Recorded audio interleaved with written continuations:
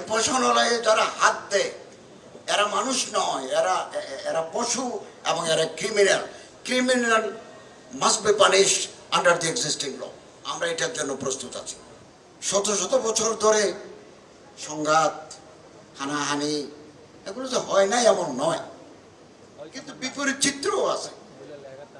এই ঢাকেশ্বরী মন্দিরের বয়স 800 বছর, মল্লাল সেনের যুগে তৈরি। ভারতে কেরালা একটা মসজিদ আছে, এর রং সবুজ। এটা পরিচালনা করে একটা হিন্দু পরিবার। I have written article on this matter, যে একটা ভারতের হিন্দু পরিবার, বায়াস পরিবার।